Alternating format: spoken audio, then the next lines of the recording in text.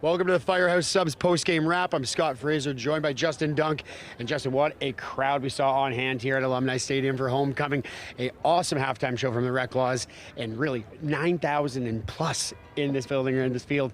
The hill was full, the crowds were loud, and Guelph really seemed to boost from that energy. Definitely, man. I can tell you homecoming is a special day, not only for a player, but now as an alumnus, and then also the students that come out. You can really see the school passion, uniting everybody, bringing people together, like walking into the stadium.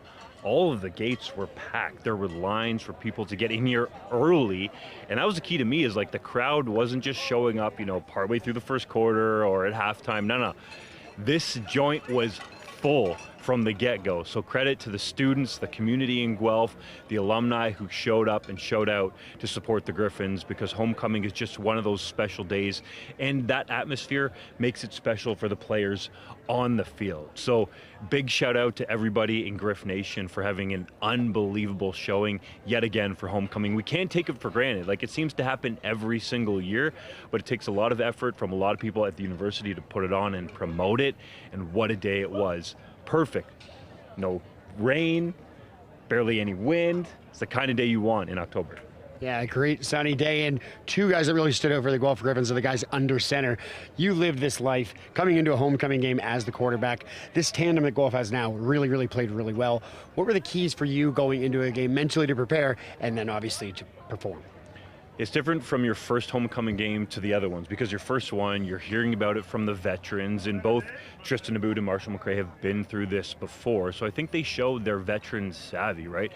The energy in the building didn't get to them in a negative way, I would say. They didn't force anything. Tristan Aboud wasn't forcing balls in double coverage. We didn't see Marshall McRae do anything outside of what he usually does on the football field. His great athletic ability, we saw him with that Jordan Jumpman type jump into the end zone to give the Griffins the lead late in the ball game there. Like, these guys played within themselves, not just the quarterbacks, but the team as a whole, against a nationally ranked opponent in Queens who has been playing at a high level. So that's what really stood out to me. Tristan Aboud threw for over 200 yards in this game, didn't turn the football over through the air. He was also their leading rusher as well. And then behind him was Marshall McRae, who had those 2 touchdowns. So I liked what the quarterbacks did.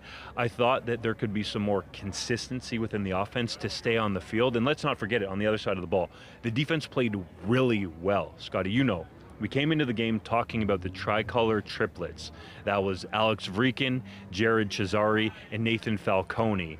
And for the most part, those guys were held at bay until we got deep into the fourth quarter, when Cesari had the game-winning touchdown and Falcone broke free to seal it. But I think there's a lot of positives to take away for the defense in this one.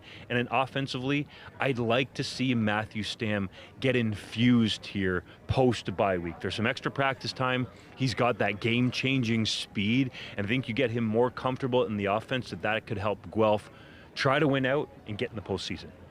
Yeah, and don't forget, Guelph had the lead in the fourth quarter before Cesari and Falcone took over.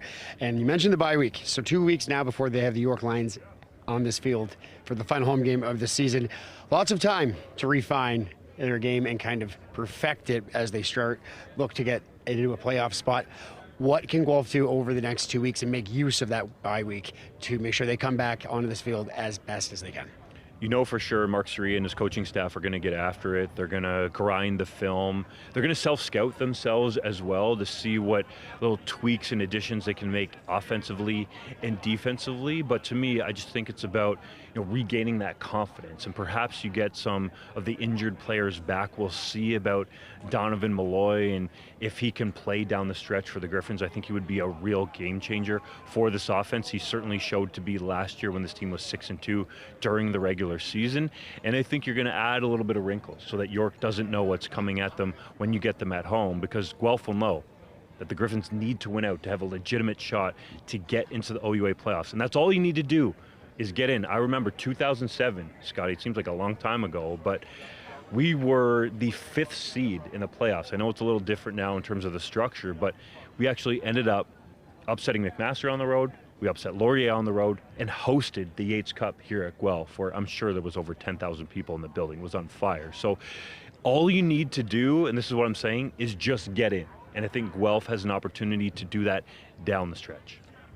Well, Griffin pride is alive and well based on what we saw here today. We're going to take a 2-week break and be back with the York Lions and Guelph Griffins going at it one more time. October 18th, kickoff 1 p.m. for that one. On behalf of Justin Dunk, I'm Scott Fraser signing off.